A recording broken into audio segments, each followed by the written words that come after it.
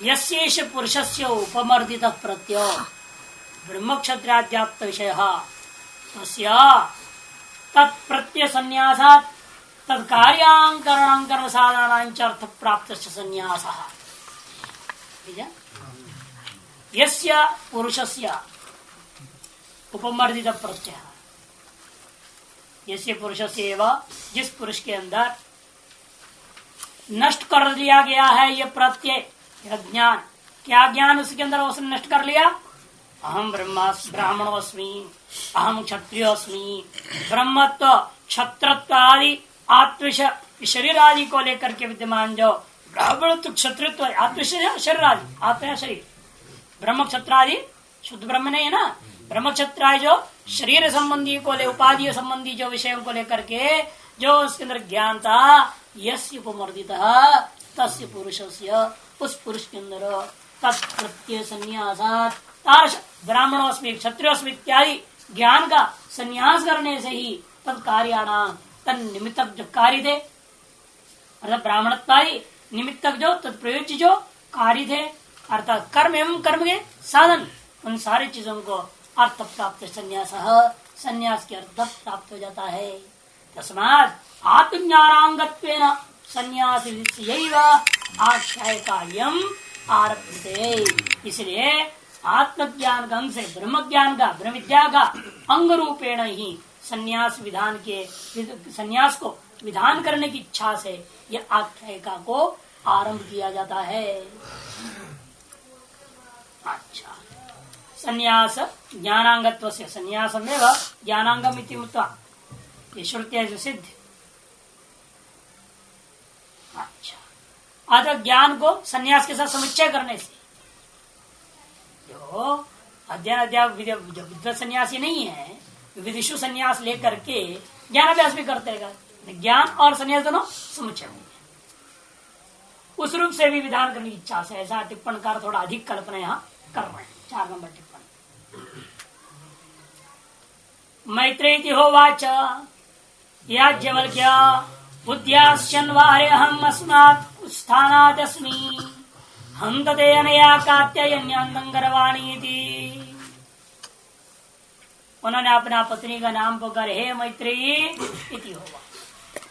आश्चर्य है, देखो संन्यास का भी अधिकारी नहीं, संन्यास का विधान करने की इच्छा से अपने आप का संन्यास लेने की बात कह रहा है और पत्नी को उद्देश्य करके बोल रहा है। ये पहले युक्ति दिया था ना, यदि कर्म का ज्ञान के संबंध होता फिर मैत्रेय को उपदेश नहीं दे सकते, क्यों? कर्माधिकार में नहीं। इसी प्रकार से जो है संन्यास से साक्षात मोक्ष यदि होता है कहेगा, वो भी गलत है। यदि संन्यास से मोक्ष की बात होती तो मैत्रेय को उपदेश नहीं दे सकते इस बात का, है ये नहीं। इसे बाह्य जो संन्यास पद्धति है, या क्रम संन्यास हो चाहे अक्रम संन्यास जो लिया जाता है, वो ज्ञान का एक अंग मात्र ही है, आवश्यक ही नहीं है। अतएव ये बात मैत्रेय को उपदेश दे रहे ब्रह्म ज्ञान, ये भी साबित कर रहे हैं साथ साथ कि ज्ञान ब्रह्म विद्या के लिए संन्यास अत्यंत आवश्यक नहीं है। ये अत्यंत आवश्यक होता तभी किसी पुरुष को उनको बोलना चाहिए इस तरह तुम भी संन्यास लो, तब तुम्हें ब्रह्म ज्ञान होगा। लेकिन स्वयं ले रहे हैं और उपदेश ब्रह्म विद्या दे रहे हैं पत्नी स्त्री को। इसे भी ज्ञापन हुआ संन्यास कोई अत्यंत आवश्यक तत्व नहीं है, आवश्यक अंगों में से नहीं है। जब कर्मकांड में होता है ना, एक अंग लोप हो जाए तो अंगी का अनुभव ही नहीं होगा और कर्म पूरा नहीं हुआ, ऐसा यहाँ कोई मतलब नहीं। इस बात को ज्ञापन करने के लिए जान करके स्त्री को ब्रह्म विद्या को उपदेश दे रहे हैं। कहने तो हर कोई व्यक्ति, मुख्य कारण क्या बना, इसलिए संन्यास आदियों से एक सहयोग मिल गया अपना सर्वधर्म त्याग करने, ब्राह्मणत्व सकल प्रकार के जो धर्मों का अभिमान को त्याग करने के लिए ये कोई एक साधन है। अतः उसके माध्यम से आसान हो जाता है ब्रह्म विद्या की अनुभूति। और इसके बिना भी अनेक जन्म संस्कार वशात, किसी अभ्यास के वशात किसी का अपने आप सर्वधर्म त्याग हो जाता है, फिर तो कोई जरूरत ही नहीं उसका इस तरह का विधिवत संन्यास लेने। ये बोध हो गया ना, यहाँ इस बात बताएंगे, देखिए विचार होगा इस पर। वो कहते हे याज्ञवल्क्य ने कहा, हे मैत्रेयी उद्यास्यन् वा, अरे अहम अस्मास्तानात् उद्यास्यन् अस्मि, मैं तो स्थान से अर्थग्रस्त आश्रम से निकलकर संन्यास आश्रम में चले जाना चाहता हूँ। इसलिए अनया कात्यायन्या सह ते अंतंगरवाणी थी, इस कात्यायनी के साथ अब तुम्हारा भी जो है अंत कर दूंगा, मैं खत्म कर दूंगा नहीं, मैंने ये जो बंटवारा कर दूंगा। तुमको कितना जमीन चाहिए, तुम क्या करेगी, तुम क्या करे, गहने बर्तन भांड वगैरह जो जो है सब बंटवारा कर दूंगा, ताकि बाद में तुम लोग लड़ो मेरा मेरा करेगी, है ना। तो इसीलिए हिसाब किताब कर दिया जाए। इसे सन्यास विधि में कभी बोल करा रहे, जिसके से सन्यास लेना इसको पहले क्या करना चाहिए, बंटवारा कर दो, ताकि अपना पीछे कोई लड़ाई न रहे, है ना। अपने भाई बहन जो भी हैं, पत्नी बच्चे ना हो तो कोई बात नहीं, भाई बहन तो है, माता पिता है, इसे दो बार एक तो उनसे अनुमति लेना। ये क्यों कह रहे हैं उनसे, मैं सन्यास लेना चाहता हूं इसलिए अनुमति ले रहे, भाषा जोड़ देंगे बीच में, इसलिए मैं तुम लोगों का अनुमति चाहता हूँ। वो अनुमति दे तब तो ठीक है, नहीं तो वानप्रस्थ होना पड़ेगा। सन्यास कहाँ से लेगा, वो पत्नियों को साथ ले जाना पड़ जाएगा, पत्नियों को साथ ले जाना मतलब वानप्रस्थ आश्रम हो जाएगा। वो नहीं चाहते सन्यास लेने के लिए, पत्नियों का अनुमति चाहिए। इस तरह से जिसका पत्नी बच्चे है नहीं, उसे माता पिता भाई बहन का अनुमति चाहिए। नीचे से दिया देखिए, अपोदित समारोप इत्येवं ब्राह्मणत्रे आत्मेत्येवेति सूत्रार्थो ब्राह्मणेस्मिन् उदीर्यते। अपोदित समारोप, जितने भी अध्यारोप था उसका अपवाद कर दिया कि पिछले 3 ब्राह्मणों में, पिछले जो 3 ब्राह्मण भाग पड़े हो द्वितीय अध्याय का, इसमें अध्यारोप को दिखा के उसका अपवाद वर्णन हो गया। लेकिन अब अयम महात्मा ब्रह्म जो पूर्व में कहा गया था उसी को बोध कराना के लिए आरंभ किया जाता है। नीचे कौशिक को परिषद को दे रहे हैं, कौशिक की सिद्धांत को 5 नंबर टिप्पणी में, मातरम पितरम भार्याम पुत्रान सुहृदो बंधून एतान अनुमोदयित्वा एचस्यर्त्विजः तान सर्वान् पूर्वद वृणीत्वा वैश्वानरीम इष्टिं कृत्वा सर्वस्वं दद्या। ये सन्यास का विधि।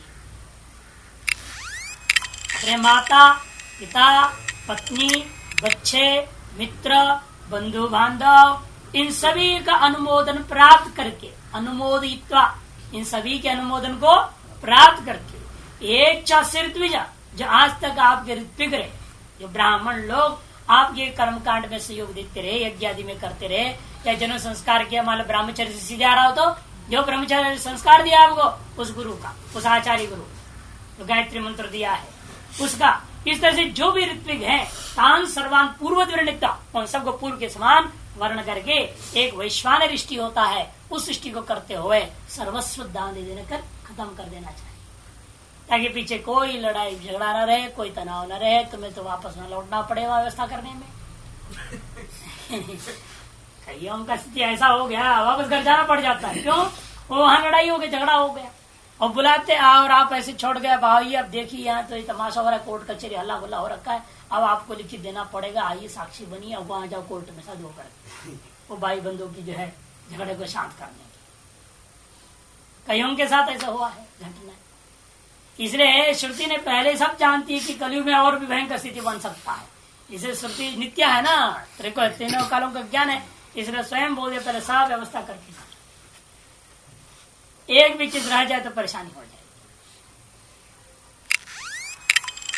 अब ऐसे ही हो गया, अपने ही साथ हो गया घटना, एक छोटी सी संपत्ति थी, बाकी सब लिखा पढ़ी करके आए थे, एक छोटा सा चीज को उन्हें माता पिता के नाम पे छोड़ दिया कि आप जब तक जीवित है तब तक इसको उपयोग करते रहिए, लेकिन जाने से लिख देना जरूर किसी न किसी को। अब लेकिन उन दोनों ने, देवताओं ने जो है कभी लिखा नहीं किसी को, अब रह गया वो तो दोनों चल बसे, और चल वैसे अब वो जो संपत्ति कौन वो करेगा, 5 पांडव बैठे हैं वहां, है ये नहीं, अब ये कर्ण क्या करेगा उनकी लिए, हमने कहा हमारा क्या काम है। अब वो अपने गुरु जी के भी शिष्य लोग हैं तो वहां आए, महाराज से निवेदन किया उनको भेजो, नहीं तो कैसे व्यवस्था चलेगा। हमने कहा हम कह कर जाएंगे, तुम जानते मेरे काम जाने, लड़ो भिड़ो मरो, अपने तो सब मिथ्या ही है, तो क्या कुछ झंझटे पड़ना। तो गुरु जी ने कहा नहीं, कम से यहीं से कोई काज बना के भेज दो। हमने ये भी ठीक है, जैसे आप चिपा और बटर में बना करके भेज, और जो उसको वो दे वो जन्म के काम ये हो जाता ना। अब माता पिता भक्ति के चक्कर में गड़बड़ा गया मामला, अब वो लिख के जाते तो झंझट नहीं होता। तो खैर उसकी समाधान हो गई, उसके बाद पोरा बटरनी के काज ही नहीं पड़ गए, जाना नहीं पड़ा लगता। तो ऐसा हो जाते हैं, इसे कुछ भी छोड़ के नहीं आना, तो कहीं ना कहीं सब पकड़ लेंगे ना वो। या तो फिर सीधे हिमालय चले जाओ, उनके लिए मरी जाओ, खत्म, उनके लिए मर जाना। अरे गुरु आश्रम होने से गड़बड़ हो जाए ना, वो आश्रम से संबंध रखेंगे सारा काम खराब हो जाता है। इधर गुरु आश्रम से भी संबंध खत्म करना पड़ा। जय राम जी कर क्या खाए, इस लफड़े फंसे रहो, सब छोड़ के बैठो। अब यहां बैठने से भी लफड़ा आएंगे तो यहां से भागना पड़ेगा, इसलिए कोई लफड़ा आएगा ही नहीं। क्यों? आप सबके लिए मर गए, काम बताओ। कोई भी संबंध किसी भी प्रकार से बनता है उसको त्यागना ही पड़ेगा, बिना त्याग के काम और त्यागने की जो सबसे अनुमति, इसलिए पहले अनुमति ले लोगे तो अपने आप खत्म हो जाता मामला। अनुमति न लेने से समस्या खड़ी। इसलिए क्या कहना है, मातरम पितरम भार्याम पुत्रान सुहृदो बंधु नेतान सर्वान अनुमोदित्वा एच श्रुति च तान सर्वान त्रिपुरो गृणीत्वा वैश्वानरमिष्टिम कृत्वा सर्वस्वम दद्या। सब कुछ दे निपटा दे। कौशिक की नाम इस प्रकार से कौशिक की ब्रह्म में स्पष्ट कहा गया है। उसी का परिपालन करते हुए याज्ञवल्क्य क्या कह रहे हैं, मैत्री होवाच याज्ञवल्क्यो मैत्रीम स्वभार्याम आमंत्रितवान याज्ञवल्क्यो नाम ऋषि। याज्ञवल्क्य नामक जो ऋषि हैं उन्होंने क्या किया, अपनी पत्नी जो मैत्री नाम से प्रसिद्ध थी उसको उन्होंने आमंत्रित किया, आह्वान किया और कहा उद्यास्यन ऊर्ध्वम यास्यन। ऊर्ध्व ने जाऊं कहा भी गृहस्थ आश्रम में, इससे ऊपर उठना चाहता हूँ। ऊपर का मतलब संन्यास आश्रम में जाना चाहता हूँ। पारिव्राज्य आख्यम आश्रमांतरम, परिव्रजन नामक जो संन्यास आश्रम है, जो दूसरा आश्रम है, उसमें हे अरे इस संबोधना अहम अस्माद गारस्त्यास्तानाद आश्रमाद ऊर्ध्वम गंतुम इच्छन्नस्मि भवामी। मैं जो है ये अरे वो संबोधन में था, मैं इस गारस्थ आश्रम से स्थानात जिस स्थान विद्यमान इस गारस्थ आश्रम से ऊर्ध्वम गंतुम इच्छन्नस्मि, ऊर्ध्व की ओर संन्यास आश्रम की ओर जाना चाहता हूँ। अतो हंता अनुमतिम प्रार्थयामि ते, इसलिए ते मैं तुम्हारा अनुमति को मैं प्राप्त करना चाहता हूँ। किंचन्य तव अनया द्वितीया, और दूसरी बात यह है, किंचन्य मैंने और दूसरी बात यह है, ते मने तव अनया द्वितीया भार्या, मेरी जो दूसरी पत्नी है, कात्यायन्या सह, कात्यायनी के साथ अंत में विच्छेदन करवानी, इसका जब विच्छेद कर दूंगा, अर्थात अपना संपत्ति का पति द्वारेण युवयोर मया संबध्यमानयो, पति के द्वारा पति द्वारेण युवयो, पति कौन? मेरे द्वारा, मया ऐसे स्वयं बोल रहे, पति द्वारेण मया युवयोर संबध्यमानयोर, यह संबंध आसी जो संबंध था तस संबंध से विच्छेदन करवानी, उस संबंध का विच्छेद करना चाहता हूँ। अर्थात द्रव्य विभागं कृत्वा वित्तेन संविभज्य युवाम गमिष्यामि, द्रव्य विभागन करते हुए वित्त के द्वारा और वित्त के साथ कर्मों के द्वारा तुम लोग विभाजन करके दोनों को छोड़ करके मैं जाना चाहता हूँ। वैसे कहा संबंध से विच्छेदन करवाणी, संबंध का विच्छेद, सपत्नी कत्रूप से संबंध से अब तक क्या है, सपत्नी गृहस्थु ये संबंध बना हुआ है, उस संबंध को तोड़ना है। उस संबंध को तोड़ने के लिए क्या करना पड़ेगा, द्रव्य विभागं कृत्वा, द्रव्य का विभाग करना पड़ता है, द्रव्य का विभाग करना पड़ेगा। उससे क्या है, वित्ते तो न स्त्री स्वातंत्र भाव, क्योंकि वित्त में स्त्री की कोई स्वतंत्रता अब तक नहीं, जब तक पति है तब तक धन की स्वतंत्रता पत्नी के हाथ में नहीं होनी चाहिए। आजकल से उल्टा हो रखा नहीं लगे, जो तनख्वाह सीधा ला करके पत्नी के हाथ में दे देते, अगर भाई मांगते 4 आना दो 8 आना दो। हाँ, मंदिर में भी डालना हो तो उसे पूछना पड़ता, अगर जेब में रखा भी हो तो भी नहीं डाल सकते, पूछना पड़े कितना डालूं, क्या आदमी हो गया। कितना टिट्टू हो रहा, वो बोलेगी 1 रुपया डालो तब डालेगा, कहेगी 5 रुपया डालो तो डालेगा, नहीं बोलेगी तो नहीं, बिल्कुल।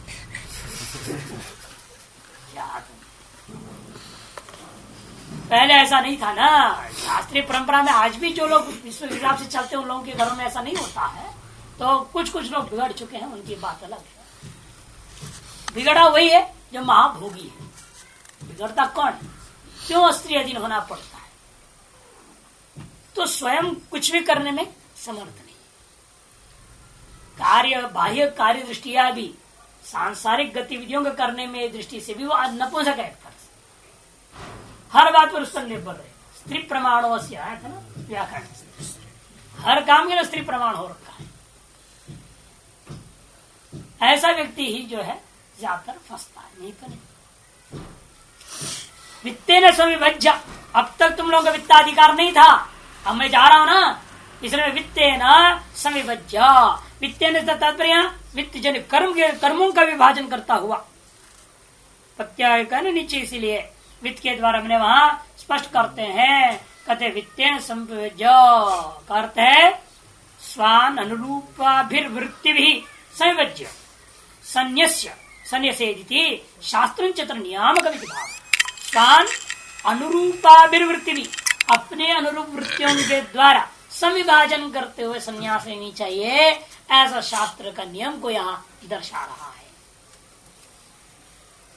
युवाम गमिष्यामि, इस प्रकार से करते हुए आप लोगों का जैसा जैसा वृत्ति है उसके अनुरूप आप लोगों को अधिकार संपूर्ण संपादन करते वे हम जाएंगे। स्वयं मुक्ता हो वाच, तो वो बोलने लगी ये बाह्य संपत्ति की बंटवारा तो बाद में देखी जाएगी, इन पर ये बताओ ये बाह्य संपत्ति जो तुम हमें दे जाओगे इससे मुझे अमृत तो मिलेगा? साहोवाच मैत्रेयी यम भगो सर्वा पृथ्वी वित्तेन पूर्णा स्यात् कथं तेन अमृता स्यामिति नेति होवाच याज्ञवल्क्यो यथैव उपकरणवतां जीवितं तथैव ते जीवितं स्यात् अमृतत्वस्य न आशास्ति वित्तेन इति। कहता है तो कहने लगी साहोवाच मैत्रेयी, सा मैत्रेयी व मैत्रेयी बोलने लगी यन्नो में हे भगो संबोधन है, हे भगवान हे पूज्य ये बताइए यदि मान लिया जाए मुझे संपूर्ण वित्त से, वित्तेन पूर्णा सर्वा पृथ्वी वित्त से परिपूर्ण और सभी प्रकार के ऐश्वर्य से संपन्न सारी पृथ्वी भी मेरे को मिल जाता, आप तो छोटा सा संपत्ति को क्या बंटवारा करोगे? सारी पृथ्वी का मैं मालकिन हो जाऊं, सर्वैश्वर्य संपन्न पृथ्वी का मालकिन हो जाऊंगी, तो भी कथम तेन अमृतास्या, क्या मैं उससे अमृतत्व प्राप्त हो जाऊंगी? याज्ञवल्क्य महाराज कहते वाचा नहीं हो सकता। फिर कैसे रहूंगे? यथे उपकरण बताम जीवितम, जिस प्रकार से विभिन्न साधन संपन्न अन्य आदमी होता है उससे उनके अपेक्षा अधिक साधन संपन्न वाली हो जाएगी, बस इतना ही तो है। साधनों की न्यूनाधिकता ही बढ़ी और कुछ अंतर नहीं पड़ने वाला है। तथैव ते जीवितम स्यात्, उसी प्रकार तुम जीवित रह जाएगी, साधन वाली होकर के जीवित रहेगी। अमृतत्व से तू न आशास्ती, अमृतत्व की कोई आशा नहीं है इस चीज से। किससे? वित्त, वित्त के द्वारा, मैंने वित्त जन्य यहाँ पे कहेंगे वित्त मैंने वित्त साध्य कर्मणा, वित्त साध्य कर्मों से भी, केवल वित्त नहीं वित्त साध्य कर्म से भी मोक्ष की सिद्धि नहीं हो सकती है। अच्छा, सैव मुक्ता हो आचा, एवं मुक्ता इस प्रकार से कह दिया गया। तब वह मैत्री कहने लगी यदि नु इति वितर्के, नु जा वितर्क, मान लिया जाए यदि मुझे इस प्रकार से ने मम इयं पृथ्वी भो भगवन् सर्वा सागर परिक्षिप्ता वित्तेन पूर्णास्या, संपूर्ण पृथ्वी न सागर से परिवेष्टित समस्त प्रकार के धनों से ऐश्वर्य से परिपूर्ण स्यात् कथन न कथंचन की आक्षेपार्था, मैंने किसी भी प्रकार से भी सुख की मोक्ष की प्राप्ति नहीं हो सकती है, इसलिए कथम श्याम इति इस पूछी है ना वहां पर कथम करके, वो जो है कथम तेन अमृता से, क्या उस पृथ्वी से मैं अमृत भाव को प्राप्त हो सकती हूँ? वो जो है एक तरह से आक्षेप करते हैं। हाँ, इति आक्षेपा कथंचन, ये जो शब्द है आक्षेप, प्रश्नार्थ व प्रश्नार्थ भी ले सकते हैं। तेना पृथ्वी पूर्ण वित्त साध्येन, पृथ्वी पूर्ण वित्त साध्येन कर्मण अग्निहोत्रादि, और कर्म जो अग्निहोत्रादि इनके द्वारा भी अमृता किम श्याम, क्या मैं अमृत हो सकती हूँ? ऐसे प्रश्न पर भी घटा सकते। यदि व्यवहितेन संबंध किम श्याम के साथ जोड़ देना। प्रत्युवाच याज्ञवल्क्य, याज्ञवल्क्य का जवाब में कहता है कथम यदि आक्षेपार्थ अनुमोदनम नेति होवाच, कथम श्याम किस प्रकार से हो सकते हो? वो आक्षेपार्थ को ही निषेध कर स्पष्ट पहले बोल दिया, नहीं हो, अच्छा नहीं हो सकता है। प्रश्नश्चेत प्रतिवचनार्थम नैव श्याम अमृता, यदि प्रश्न पर हो तब ऐसे बोलना पड़ेगा, नहीं तुम अमृत भाव को प्राप्त नहीं हो सकती है। किंतर्री, फिर इन सकल संपत्तियों से युक्त होकर मैं कैसी रहूंगी? यथैव लोके उपकरणवताम साधनवताम जीवितम सुखोपभोग संपन्नम तथैव, जिस प्रकार से सुख के उपभोग के विभिन्न साधनों से संपन्न व्यक्ति हुआ करता है, वैसे तुम भी संपन्न होकर रहा करेगी। तद्देव तब जीवितम स्यात्, उसी प्रकार से तुम्हारा भी जीवन चलेगा। अमृतत्व न आशा मनसा, मन के द्वारा भी तुम अमृतत्व की परिकल्पना ही नहीं कर सकते, क्योंकि उपभोग के साधन को जुड़ाने में और उन्हीं के चिंतन में समय चला जाएगा। मन के द्वारा मोक्ष के चिंतन में नहीं हो पाए। प्राप्ति तो दूर की बात है, मन के बारे में सोच भी नहीं सकते। जैसे आप लोग यहाँ बैठे हैं, जब तक यहाँ बैठे रहते हैं मोक्ष का चिंतन चलते रहता है कि नहीं? सुन रहे हैं इसीलिए। और जैसे यहाँ से निकलते ही बाहर अनेक व्यवस्थाओं का चिंतन चालू हो जाता है। अरे आज वहां जाना है, वहाँ कार्यक्रम है, वो है, अब ये करना है, वो करना है, बिजली बिल जमा करनी है, किसको कुछ कुछ लफड़ा सफड़ा। अब कुछ नहीं तो गए, चलो शांति भवन का लेट हो रहा है, दिमाग का शांति भवन सवाल हो दिमाग में हो ही गया ना। यहाँ से निकलते ही वो सब दिखने लग जाते सारा संसार। और यदि पूर्ण रूपेण आप केवल वित्त साध्य ही संसार मान के चल वित्त को ही चुगाड़ने में लगा रहे होगे तो क्या होगा? यहाँ बैठे रहने पर भी आपको वही दिखेगा। आप कहीं तो कोई दूसरा ना बैठ जाए हमारे गुरुगद्दी पे, मेरे को ही मिलनी चाहिए ना। एक महात्मा तो पहले से ये शरारत भाग गया जल्दी, फिर दूसरे को गद्दी देंगे तब क्या होगा? इसलिए अभी से जाके मैं गद्दी पकड़ लूंगा। और 24 घंटे आप बैठे रहते वही चिंता चलती थी, क्या करेगा बेचारा। इसीलिए वित्त साध्य मान लोगे किसी भी चीज को, या वित्त ही प्राधान्यता हो गया तो कहीं भी रहो, किसी भी रूप से रहो, मन तो वही पकड़ेगा। इसी कारण से कहते मनसा अपि, मन के द्वारा भी तुम सोच नहीं सकते हो, अमृतत्व की आशा नहीं कर सकते। वित्तेन वित्त साध्य कर्म नहीं, वित्त क्या वित्त साध्य कर्मों के द्वारा भी तुम कभी भी उस अमृतत्व को प्राप्त नहीं कर सकते। इसलिए कहते हैं कोई कोई वित्त और वित्त साध्य कर्म से नहीं होगा, वित्त रहित कर्मों से तो हो जाएगा, है कि नहीं? बिना वित्त का कोई हम कर्म करें उसे तो हो जाना चाहिए ना मोक्ष। कि वित्त और वित्त साध्य कर्मों से भी नहीं होता है, अवित्त साध्य कर्मों से तो होना चाहिए। समझ रहे हो? अवित्त साध्य कर्म क्या क्या समझे हैं? वो भी सब वित्त साध्य भाई, वो धन चाहिए। अरे पैदल यात्रा चारों धाम कर लेते हैं लोग, कौन सी धाम करते हैं, ये अवित्त साध्य यात्रा है, अवित्त साध्य कर्म है ये सब। किसके पैर दबा दिया, अवित्त साध्य कर्म है ये। सेवा केवल इन्हीं से ही हो जाएगा मोक्ष। ऐसे भी कुछ लोग यहाँ उल्टा अर्थ लेने की प्रयास करते हैं, लेकिन वो गलत है। यहाँ लक्षित है जब उल्टा बोलना पड़ेगा, जब वित्त साध्य से भी नहीं हो पाए तो अवित्त साध्य से क्या होगा? असंभव, कर्म मात्र से असंभव। नेह नास्ति किंचन, या जो वो जो कहते हैं कि भाई नास्ति अकृत कर्म, सामान्य का निषेध किसी भी कर्म से नहीं हो सकता। हाँ, अंतःकरण शुद्धि के लिए सकल प्रकार के कर्म, निष्काम कर्म करोगे, अवित्त साध्य कर्मों के माध्यम से अंतःकरण शुद्धि जरूर हो सकता है। वित्त साध्य कर्म में अभिमान की संभावना है, अवित्त साध्य कर्म में अभिमान की संभावना नहीं होता। होता कि नहीं होता? मैं यज्ञ करा रहा हूं, ये भाव आ जाता है। क्यों? आप लाख रुपए खर्च कर रहे हैं यज्ञ के लिए, कि वित्त साध्य है, लेकिन उसे अभिमान की संभावना ज्यादा होता है। और उसी यज्ञ कर्म में आगे झाड़ू मारे सेवा करे, आपकी भाव रहती है हमने तो कुछ नहीं किया यज्ञ, हमने थोड़ी करा, वो तो अमुक सेठ ने करा रहा था, हम तो थोड़ा सेवा की। वहां अहंकार की न्यूनता आ जाती है। अवित्त साध्य कर्मों में स्वतः ही अहंकार घटता है, वित्त साध्य कर्मों से अहंकार बढ़ जाता है। और अवित्त साध्य कर्मों में भी हम देखते हैं कि साधु सेवा हो जाए उसमें भी अहंकार की खतरा हो जाता है। हमने संतों की सेवा करी, बड़े बड़े संतों की सेवा करी हमने, ऐसे लोग बोलते हैं। अवित्त साध्य सेवा है वो कर्म, उसका भी अहंकार की लेकिन अधिकतर संभावना देखने को मिलता है। लेकिन ये कि फिर भी अन्य के अपेक्षा वित्त साध्य कर्मों की अपेक्षा से कम ही होता है, कि वित्त साध्य कर्म संपादन से पहले से अहंकार हो जाता है, कि बैनर लगा दिया जाता है बड़ा बड़ा कि अमुक जो है यज्ञ अमुक से करवाया जा रहा, अमुक समिति बनाई दी गई, ये है वो है, दुनिया पैम्पलेटें छपेंगे, सब में नाम डाला जाएगा। अब पुण्य कर्म तो उसने बाद में करी, पहले वो लिस्ट में नाम आ गया, अमुक आनंद जी अमुक से अमुक पारायण करेगा, तो क्या करेगा, वो नाम आ गया, नाम के लिए कई तो आए हैं,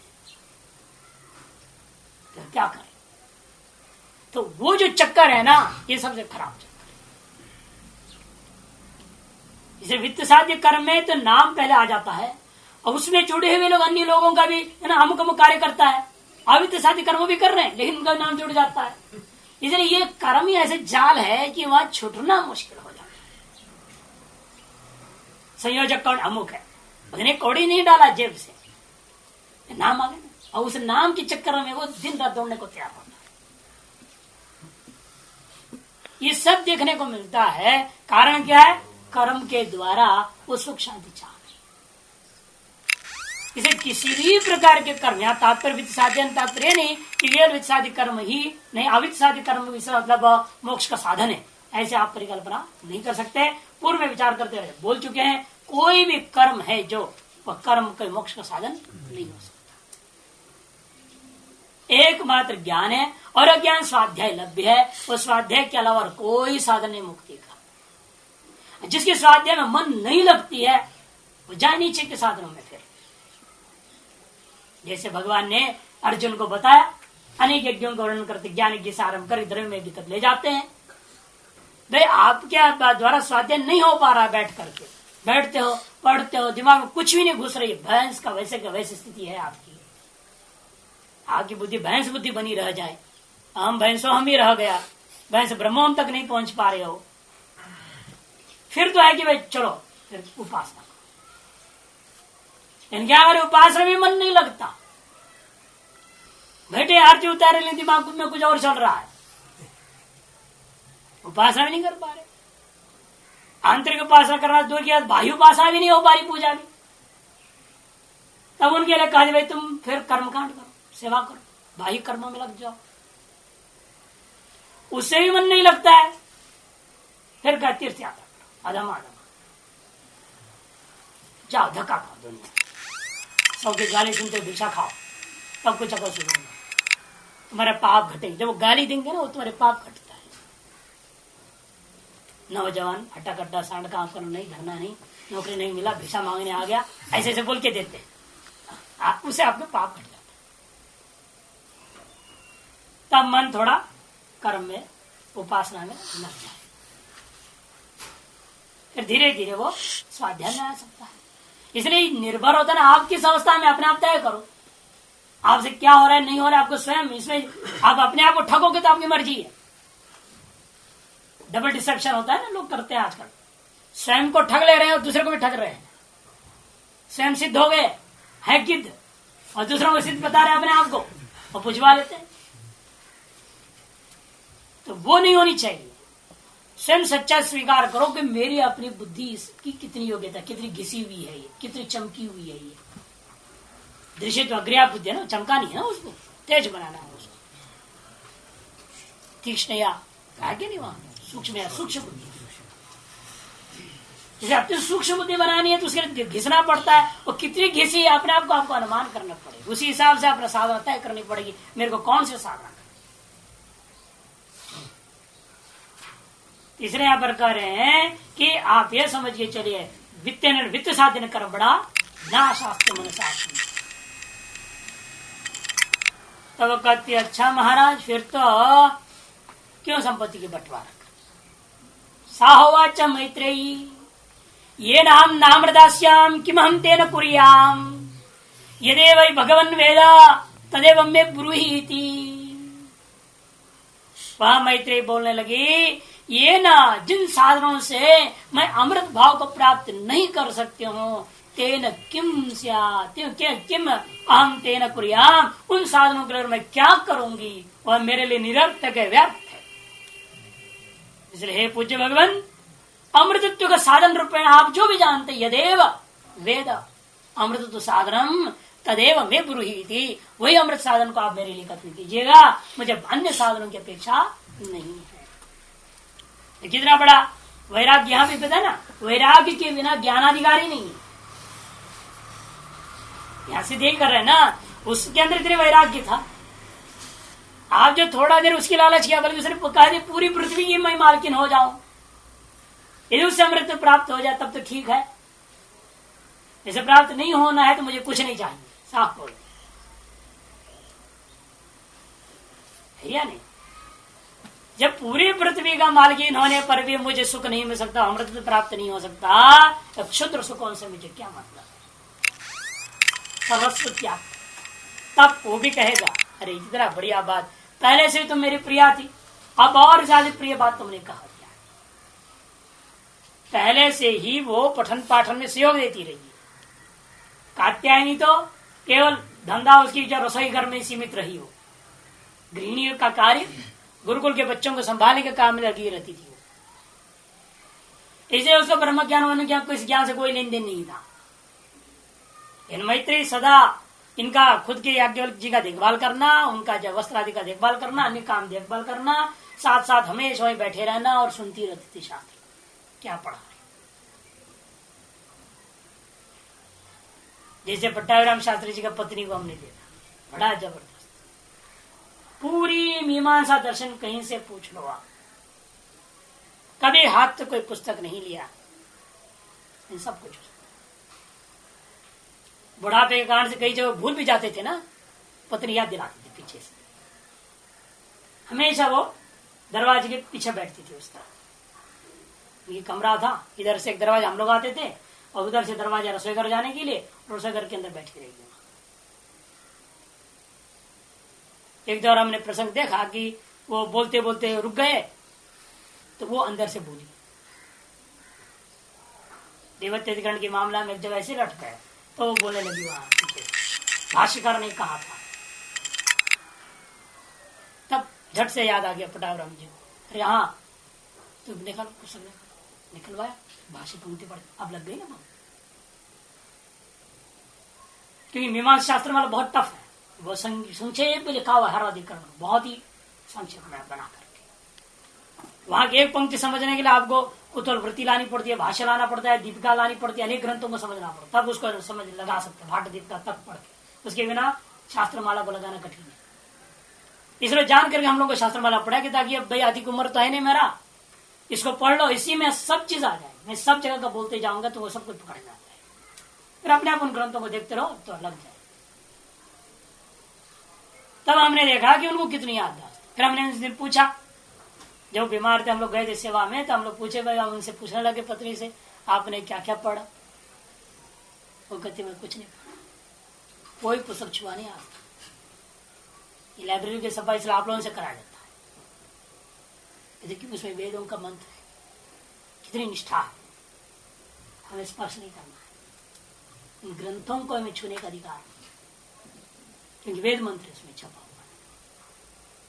हाँ ये अंग्रेजी पुस्तक छू सकती हूँ, इसे वेद मंत्र नहीं, वो अलग है सारे, जिसको पढ़ती है क्या कन्नड़ की तमिल की वो सब पढ़ रही है, जिसमें जो है वेद मंत्र नहीं छपा हुआ। इतनी निष्ठावान लोग हैं, तो वो भी बुढ़िया में मर गई बात है, लेकिन हमने देखा कि कमाल है, लोग बस लड़ते हमको क्यों अधिकार नहीं, और उनको अधिकार प्राप्त होने पर भी करे नहीं, हम नहीं छुएंगे, पुस्तक तक छूने को तैयार, पढ़ना तो दूर की बात। हर छुट्टी हम लोग पूरी झाड़ वगैरह सफाई करके पुस्तकालय का संभाल, ऐसी निष्ठा थी, इसलिए उनको ज्ञान भी ऐसी मिला। केवल पति के वचन को श्रवण करते करते पूरा ज्ञान। और स्थिति अंत में हम लोगों ने देखी जहां पति भी स्मृति प्राप्त कर रहे हैं वार्धक्य के कारण, तो उनकी विस्मृति विस्मृति बहुत तगड़ी। तो ये सामर्थ्य क्यों प्राप्त होता है? केवल पतिव्रता धर्म से और शास्त्र के प्रति निष्ठा। यहां पर है तद्विधि प्रणिपादन परिप्रश्न सेवा के, जैसे वहां पतिव्रता धर्म गुरु धर्म है, गुरु के प्रति श्रद्धा, शास्त्रों में श्रद्धा हो, पूर्ण रूप में निष्ठा हो, और गुरु के प्रति श्रद्धा। शास्त्र निष्ठा और गुरु श्रद्धा जिसको नहीं है उसको कभी कुछ नहीं मिलेगा, चाहे 50 साल पढ़ते रहे। पढ़ सकता है, आचार्य से सुन रहा है, लेकिन पहले कुछ नहीं पढ़ने वाला, और अपने अंदर कोई परिवर्तन भी नहीं आएगा। वैसे का वैसे चोर के तो चोर ही रहेगा, झूठ बोलने झूठ ही बोलने वाला रहेगा, जिंदगी बीत जाएगी, लेकिन झूठ बोलना छिपेगा नहीं। बदलाव एक पैसा का नहीं। कारण यही दो है, श्रद्धावान लभते ज्ञानम का, श्रद्धा नहीं है, शास्त्र निष्ठा, तत्परता है। ज्ञान पचेगा का अंतरंग साधन, बहिरंग साधन तुम जुड़ा भी लो, लेकिन अंतरंग साधन इतना आसान नहीं है, जिसके कारण से उनको बाह्य संसार वही भौतिकता में ही लगे रह जाते हैं। अपने अंदर के जाए कोई भी दुर्गुण तक का परिवर्तन नहीं आता, अंतर्गुण शुद्धि भी नहीं होती। इन बातों को समझाने के लिए दिखा रहे हैं कि सवैत्री कहती है जिन साधनों से मेरे को अमृत प्राप्त नहीं हो सकता, किम हम तेन कुर्याम, मैं उन साधनों को लेकर मैं क्या करूंगी, मेरे लिए तो निरर्थक है।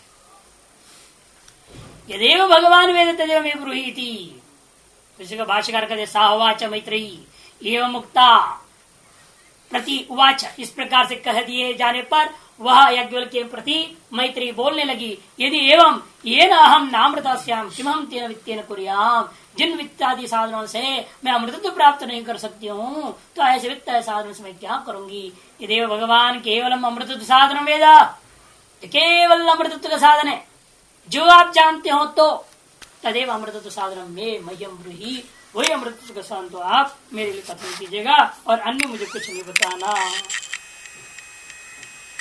और यहाँ जो आते हैं बोलते हैं पहले महाराज हम आपसे पढ़ना चाहते हैं। ठीक है भाई, बहुत अच्छी बात है, आए हैं, क्या पढ़ना चाहते हैं? वेदांत सुनना चाहते हैं, ठीक, वेदांत भी पढ़ लीजिएगा, नहीं या पढ़ डालिए, जब पढ़िए जैसा भी कीजिए,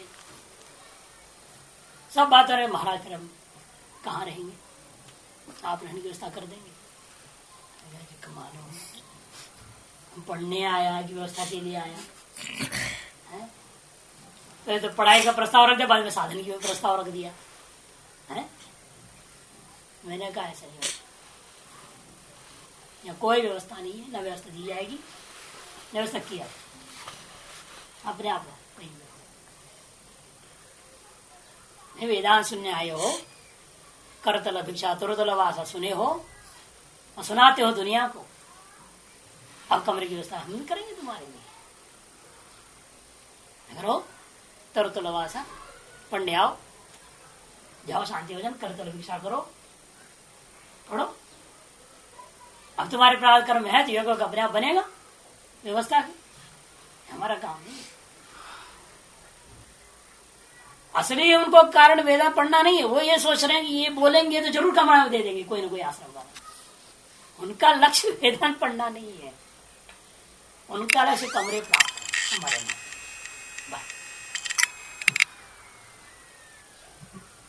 अपनी बुढ़ापा कहीं काटनी है, भजन करना नहीं है, कुछ करना है नहीं, आप घर से धक्के खा चुके हैं, अब यहाँ उनको कोई कमरे की जरूरत पड़ी है, तो जानते कि ये व्यक्ति बोलेगा तो कोई मना नहीं कर सकता किसी आश्रम वाला, इसलिए आ जाते हैं। इनसे कहवा दो, जरूर मिल जाएगा, ये चक्कर में आते हैं लोग, इसलिए कुछ नहीं प्राप्त कर पाते। यहाँ स्पष्ट करें, मुझे तो उतनी साधन बताओ जो मुझे और कोई चीज। सहवाची याज्ञवल्क्य, तब याज्ञवल्क्य कहता है, सहवाची याज्ञवल्क्य प्रिया बतारे न सती प्रियम भाषस ही आस्व व्याख्यास्यामि ते व्याचक्षाण से तुम्हें निधिध्यासस्वेति। सहवाची याज्ञवल्क्य, वही याज्ञवल्क्य महाराज करने के लिए प्रिया बतारे न सती, मेरी जो है ना तुम सदा प्रिया रही हो, कि सदा तुम शास्त्र के प्रति प्रेम करती रही है, तो आगे और स्पष्ट होएगा। जब दूसरी जगह कहेंगे भाई वो तो गृहस्थी में मग्न रहती थी, घर को संभालने में लेकर कात्यायनी, तो स्पष्ट हो जाए कि मैत्रेयी को जो है शास्त्र के प्रति प्रेम सदा रहा है। अतः उसको ज्यादा पसंद है, याज्ञवल्क्य को मैत्री के प्रति ज्यादा विशेष प्रेम था। प्रियम भाषा से, और प्रिया तो थी ही, और अब प्रिय कथन भी कर डाली। जो अमृत साधन पूछना कोई साधारण बात नहीं है, आम आदमी का चिंतन ही उस तरफ नहीं जा सकता जिसकी जो तुमने पूछा है। यही आओ इधर, आसो बैठो मेरे पास, व्याख्यास्यामिते, मैं तुम्हारे उस तत्व का व्याख्यान करूंगा। व्याचक्षाणस्य में मेरे व्याख्यान करता हुआ उसका सुनने के पश्चात सम्यक प्रकार से मनन और निध्यासन करना। निधिध्यास स्वयं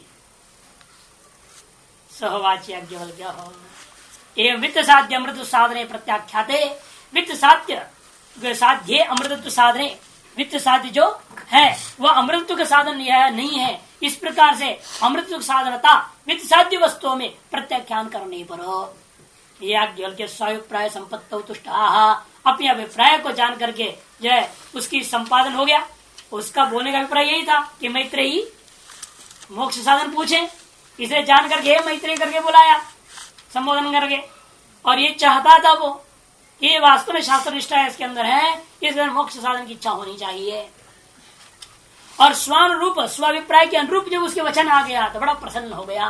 तुष्ट आह, प्रसन्न होकर कहने लगा, सहवाच प्रिया इष्टापत इति अनुकंप्या, बड़ी अनुकंपा पूर्वक जो है दया पूर्वक प्रेम पूर्वक बोलने लगा, तुम तो मेरी प्रिया इष्टा सदा रही है। हे अरे मैत्रेयी, नो अस्माकं पूर्वमपि प्रिया सती, जो पहले भी तुम प्रिया थी, भवंती इदानीम प्रियमेव चित्तानुकूलम एव भाषसे, इस समय तुमने मेरे चित्त के अनुकूल कथन किया है, इसे बड़ी प्रसन्नता है मेरे को।